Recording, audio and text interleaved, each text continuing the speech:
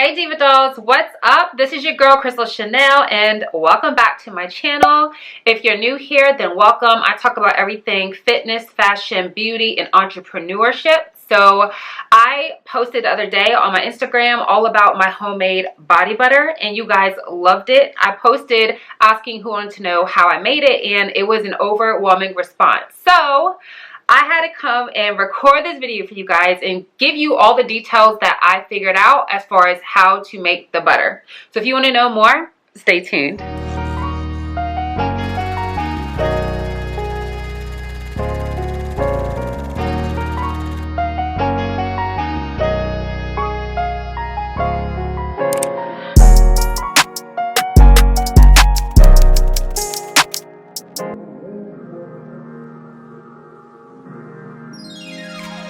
So let's just get right into it. The reason why I decided to do my own DIY butters is because I found that I order them a lot. I wanted to try to make it myself because I also found that I didn't use those butters as often or as much as I would like because I knew I was going to have to place an order, wait for them, spend a lot more money, blah, blah, blah, blah. Okay, so your girl is planning a wedding, about to move into our new house. So I'm really trying to save a coin and I also felt like it would be something fun to do. So that's the reason why I decided to look into making my own body butters. So of course, I went to YouTube University and Google University and I tried a couple of things and I figured some things out and basically I researched it for about a week. So needless to say, I am not an expert. If you do this for business, you can leave your recommendations or whatever down below. But I'm just going to share with you guys how I picked a formula, the products that I use and why, and basically the process. So next are the ingredients list. Now I knew for sure I wanted a product that was creamy, that was light, that smelled good but didn't smell overpowering. I wanted it to be very moisturizing and hydrating. I wanted it to be shiny. I wanted to look like a bronze baddie, you know, like a goddess, like just glowing, you know, but I didn't want to be greasy because some of the products I've used in the past, when I put on clothes like this, like you can see the oil marks. I had to be really careful. I had to constantly wipe my hands off my phone. So being non-greasy was really important to me, and this is the reason why I picked these particular products. So the first ingredient on the list is shea butter. When I started researching this, I found that there were two versions of shea butter you can get. There is an unrefined shea butter and there is a refined shea butter. Now, the difference is pretty major. That's why I'm putting this in the video. The first one is raw shea butter. Depending on where you get it, it's going to be 100% from Africa. They actually have these like nuts. They deshell it, they get everything out, and they sell it to you raw. So the color is going to be like sometimes like a really light orange or a really dull yellow or sometimes an off-white cream color.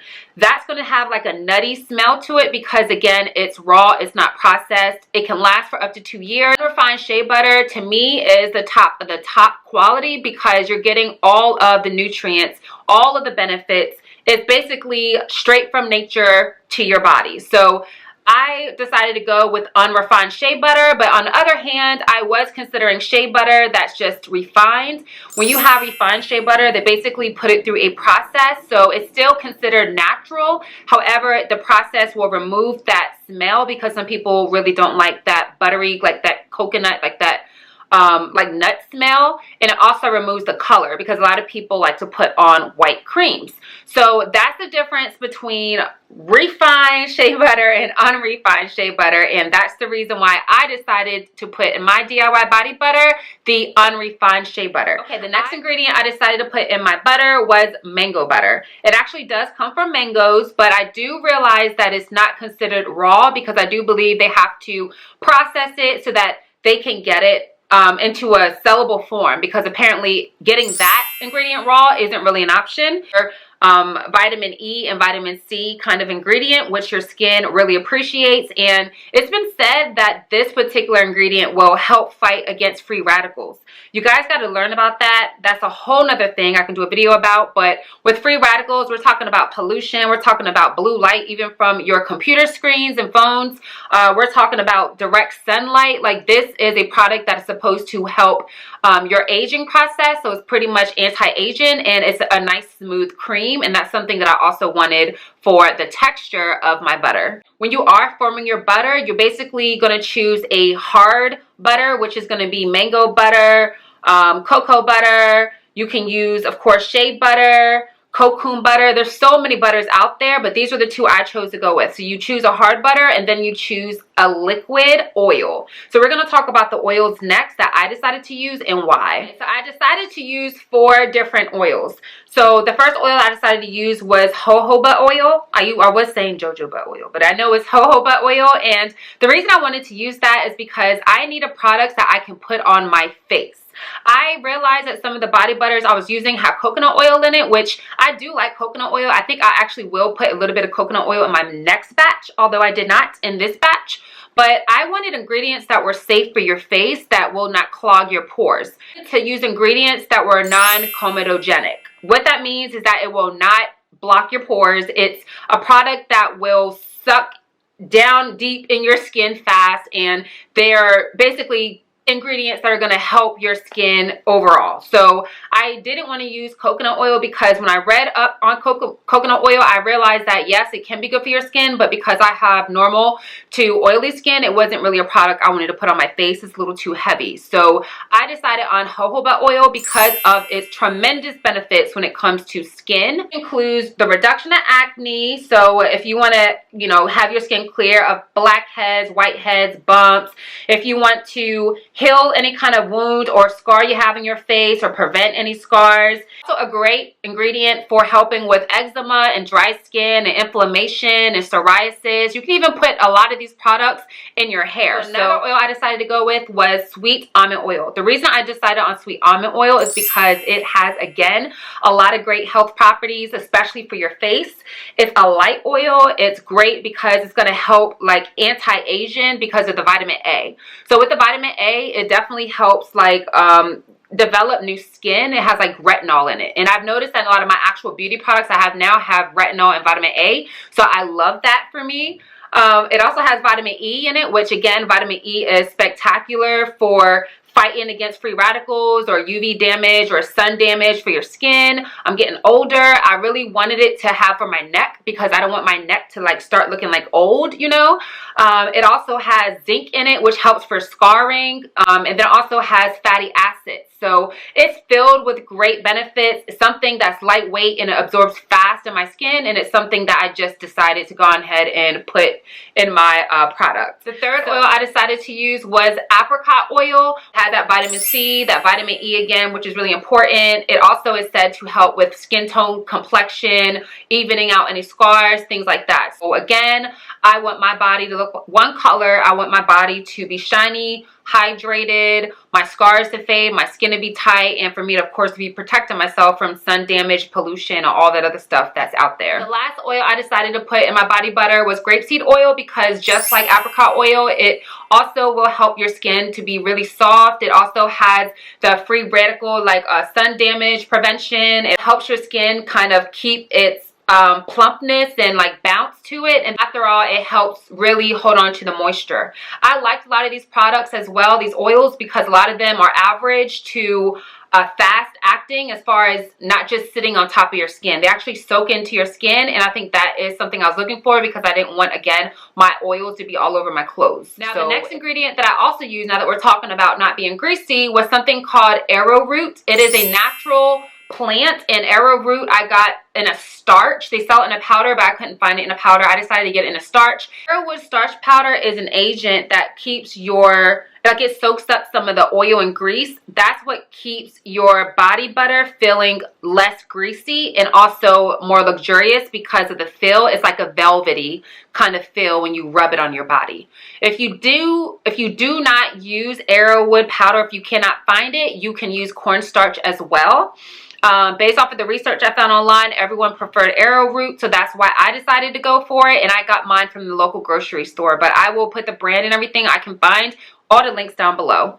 Got some vitamin E in its raw liquid form to just put some more in there because, I mean, why not? Of course, I have fragrance, which I chose Jasmine fragrance. I chose Bergamot because I absolutely love Bergamot, and I also chose vanilla because, you know, it's vanilla. It smells great. Tip on fragrances, if you're not sure which one you would like, I recommend looking up your favorite perfumes or body lotions and taking a look at the notes. Okay, y'all, so the next part of my DIY video is going to tell you guys about formulation and measurements. There is no right or wrong way. You can put as much butter or as much oil as you want. You just got to think about having more oil means more oily and loose. If you want it to be more of a chunk, then you need to have more shea butter. What I personally did was, of course, do my YouTube and Google studies, and according to other people's recipes, as well as the blogs that I saw and a calculator that I found online, these are all things that help me formulate my own butter. I went to this website called wholesaleSuppliesPlus.com. I'm going to put everything down below, the products, my recipe and measurements, as well as this website. So on this website, there's a free calculator that helps you break down in measurements your supplies. Well, once you put all your ingredients inside of the calculator, it's going to make sure that you can put in the percentage amount that you want of each ingredient. And at the end of it all, before you calculate, you got to make sure that your total solution is 100%. It says total batch volume. That's going to be the size of the container that you're going to put your body butter in as an estimate. So I decided to use an old candle. I melted the candle to get everything out, like the residue of the old candle and the wick out. I washed it, I dried it, and that is what I decided to use. This is the size. It's a regular candle. You kind of want something that's airtight, but again, I'm using this in heavy amounts, so I don't even think this is going to last past the month, you know, so I'm not too worried about it, because if you get like a lot of moisture in your body butter, it can mold. So that's why you got to make sure it's in a airtight container. This is pretty good for me. But this is 8.5 ounces. So on my calculator where it says total batch volume, I went ahead and put 8 ounces. And then I put my ingredients. Based off of how I wanted my butter to feel and things like that, I decided on amounts. I just guessed amounts. There's no right, there's no wrong. But in my opinion, you should have over 50% of your shea butter, because this is shea butter body butter, okay? So I chose 54% shea butter, 17% mango butter, jojoba oil 4, sweet almond oil 4, apricot oil 4, grapeseed oil 4. For my Arrowood starch powder, I did 10% and 1% of vitamin E, 1% of fragrance 1, and 1% of fragrance 2. So I had to tweak these numbers because they were totally different when I first started, but it had to equal 100%. So that's how I got these numbers. It says 100 at the bottom, and then it tells me over here in ounces, pounds, milliliters, and grams how much of each item to put. So that's really it with the formula, guys. I followed the 3-step process. You can choose if you want to melt your butter, or you can choose to not melt your butter. If you do not melt your butter, you will get a very airy, very light kinds of cream, but I just decided to go with the melt process because that's what I saw many people did. Plus, when I saw a comparison video on that, I noticed that I like the consistency of what the melt option looked like, okay? And it seemed to be a little bit easier when it came to the mixing. First step of this process that I decided to do is called the melt process. That's where you take your shea butter, your mango butter, and you make a double boil. I had a pan that I would usually boil spaghetti noodles in. I put halfway filled with water. I put my Pyrex clear big glass bowl on top, and then I cut up on my cutting board chunks of my butters, and I put it on medium to high medium heat, and I just kept stirring, and it did not take long at all. After you melt your butters and get that all done, you measure out all of your oils, okay? So I took all the measurements of my oils, and then I put them all inside of my mixture. I mixed it all around. I didn't do a hard mix. I just used a silicone stir, and I stirred it all around. And then the second part of the process is to cool your mix.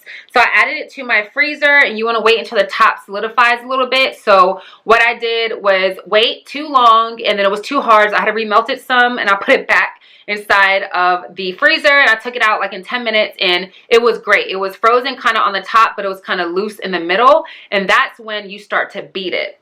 Okay, now, so the third part of my process is the mixing part. So after I removed it from the freezer, I went ahead and used that silicone stir, kind of stirred it all up. I grabbed my Arrowood starch, I put that in after I measured it, and then I went ahead and put in my vitamin E. When it came to fragrance, this was tricky. I didn't do any research on fragrance. I saw that some people use like 20 to 25 drops, but again, it depends on your formula, so go back to your calculations. I followed my calculations. It was kind of hard on my scale to pick up such of the small amount, so I kind of had to eyeball it, and honestly, I'm not gonna lie, I put in like 25 drops of vanilla, I put in like 6 drops of the jasmine, and I put in maybe 10 drops of the bergamot, and then I mixed it all up. That flowery smell, the jasmine, overpowers absolutely everything, but I think I still get the middle or bottom notes of the bergamot. So my mixture smelled like a soft, fruity floral, and I was kind of going for like a touch of floral and you know, mostly vanilla. So that was my bad, but luckily it didn't smell, and I went ahead and started to do the beating. It started off liquidy, and then it became more like a cake batter, pancake batter, and then this is when I turned it up. I started like on the lowest setting for my beater, and I used a hand mixer, y'all. Okay, so don't gotta go out and buy anything fancy. I use a cake hand mixer. And I turned it up to the higher level, like level 8 out of level 10, and that's when I started seeing it starting to foam up and kind of getting like you know, thicker. And it reminds me of when you're whipping heavy cream. If you guys ever made your own, you know, sauces at home or whipped cream, it starts to get like that, right? So then I turned it to 10, and I kept turning the bowl as I mixed with the mixer, and long story short, I did that for maybe like 20-25 minutes altogether, and when it started getting real peaky and real fluffy, I was like, yes, it worked. This is the consistency that I want. I'm so excited. Let me try it. Let me test it out, okay? For my final thoughts, the results. I will insert a clip of me putting it on my leg as soon as I finished, and the smell was amazing. It was light. It wasn't overpowering. It felt smooth on my skin, but it started to melt because of those oils that I chose, started to go right into my skin. It hydrated me. I wasn't ashy anymore. It just was a great experience, and I was just so proud that I made this at home and ended up being able to fill 2 of these up. I thought it was only going to fill 1. A little over 5.5 ounces made like 17 ounces. Okay, so that's a good measurement if you ask me. And I'm going to go ahead and show you guys now what it looks like. Look at this, y'all. Even after sitting a whole day, you still have that cream.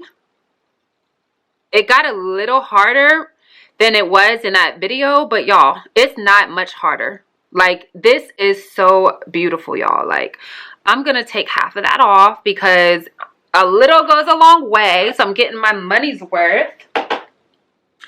Altogether, I spent $100 on my materials, but y'all, that's because I was not looking at prices in the supplement store. I paid $20 for a bottle of vanilla extract fragrance, so I kind of played myself. I probably could have spent like $50 altogether and been good. Do y'all see that? Look at that sheen. It feels amazing. It smells amazing. It soaks in my skin, and it really does last. So if you want to spend a little bit right now and then have a whole year's worth of supplies, I recommend it.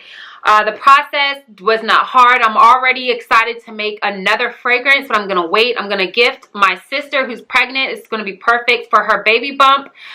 Perfect for my other sister who has like a little bit of eczema, so she's gonna love it, and I love it. My fiance, my whole family, my daughter loved it. She got the second one. She used it last night. She's in love, right? So this is such a good thing for our family, and I'm excited. If you guys use this video to make your own body butters, tag me on Instagram. I would love to see it, or leave a comment down below. Even if you have any of your own tips or anything, then let us know. That way we can make ours too. Okay, dolls, that is it. I hope you enjoyed this this video. Again, very easy to make the butter. I think from a cost perspective, it's going to make a whole lot of sense. I do have a DIY beauty video playlist that you guys can check out. I always try to cover ways how you guys can do your own thing at the house, whether it's for your hair, your makeup, your lashes, body butters. I'm thinking about doing candles. So yeah, if you guys are here for this kind of content, let me know. Also, if you have any requests, leave them down below. Don't forget to follow me on my new Instagram. My new Instagram is ChrissyTheDoll_official.